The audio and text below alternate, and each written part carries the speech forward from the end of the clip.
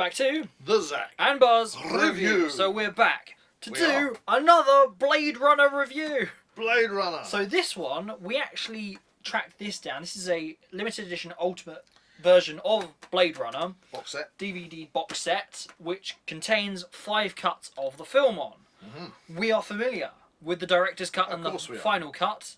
Now we're going back, way back to its beginnings. This was an experience. To the original version, the official Workprint cut of the movie. Workprint cut. So this is what was shown to test screenings all the way back when this came out. So when I saw the theatrical release in 1982, the Workprint cut was the version that they got the audience sort of feedback from before it went on general release. And I was surprised that I could definitely see a difference in the movie. Yes, there are significant differences, and it's interesting to compare the cuts because this doesn't have the intro narration of the theatrical cut, which then got removed for the final cut. It doesn't feature that unicorn dream sequence scene, which does kind of allude to Deckard being a replicant. Yeah, which he isn't. Which he isn't. Which was really interesting. I thought it worked quite well, just him playing with the piano and looking at the photos, thinking, oh, Rachel's photos weren't real. Are these real? Yeah. I don't know. I also feel that one of the major differences was the music. That has got to be the main difference of this cut. Kind of does. Especially towards the end. Yeah, it stays the same, but then you suddenly hit parts of it and you go, wow. Right, really different. That's totally different. Like, parts that we noticed were when they went to the eye place. To that kind of cold room with that guy. At the end, during the last fight sequence, the chase and everything. Sebastian's place, Yeah, Sebastian's. And that's when they end up on the roof. They do have a bit of Deckard doing a narration.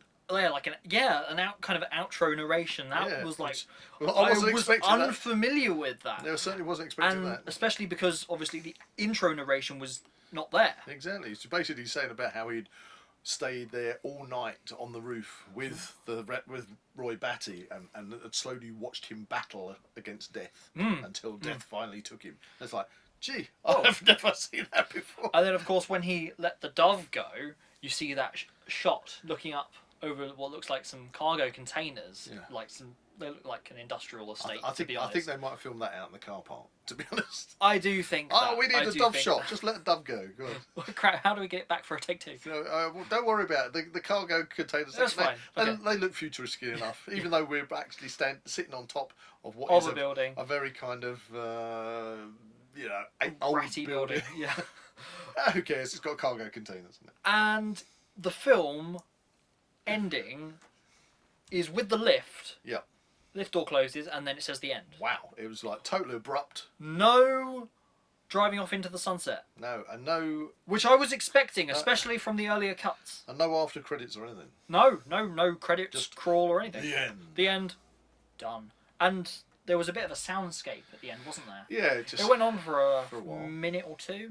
Which was interesting. Which was actually quite an interesting thing. I think there was a few other camera angles. I believe, I mean, it might be wrong, but it felt when we watched it, when he came into the police station, he's been picked up at the noodle stand, taken to the police station in order to be given the assignment of tracking down these rogue replicants. Yeah. And I'm sure that wide angle shot of him coming in, and you kind of saw some rubbish on top of his boss. Is it boss? Well, whoever the police inspector, yeah. Whatever.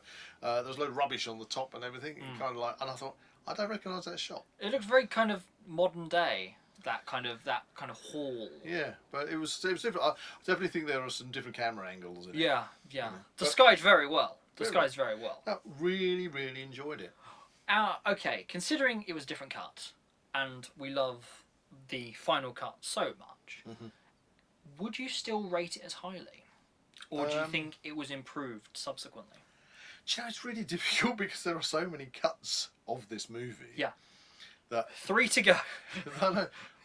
It's really bizarre because, again, I know I've said this before, but every time that flipping door to the lift closes, I'm still expected to see the hover car disappearing. We've got to watch the theatrical. Off down the valley. Theatrical. And it's like, Where's he gone? And We've got to watch their movie all I over haven't- again. I haven't actually seen that cut for so long. I'm starting to get withdrawal symptoms. Yeah. I just want to see him flying off. And every time you mention that, I always get reminded of the Red Dwarf episode, Back to Earth, where they obviously they did a really good replicates Blade Runner. Really good going through all the glass panels. Yeah. Smash, And they only smash, had smash. one take at that. Yeah. It was all sugar glass, wasn't it? Maybe we could do that. Maybe we should review every single cut of Blade Runner and then look to review Red Dwarf Red Back Dwarf, to Earth Back to Earth. because it's got Blade Runner. Blade Runner tribute in it. Yeah. I'd love that. That'd be awesome. Anyway, so there you go. That was The Workprint cut Cut. of Blade Runner. I really enjoyed it. I would still rate it 10 out of 10. I like this I box. just can't get enough This of is- Blade Runner. Is this meant to be? It's the Voight-Camp suitcase that he opens to have the little eye tester thing. Wow! Oh my goodness me! Look at that It's got like a little holographic film slide. film slide in there. We can do a further review on this, I reckon. Yeah, I'm not gonna. We won't review That was a little sneak preview, preview. to the DVD 5-disc Ultimate Edition box set of Blade Runner. Yeah, love it. Anyway, there you go. If you enjoyed this video, please like and subscribe to this channel and comment below any suggestions of further reviews you'd like to see. See you in the next one.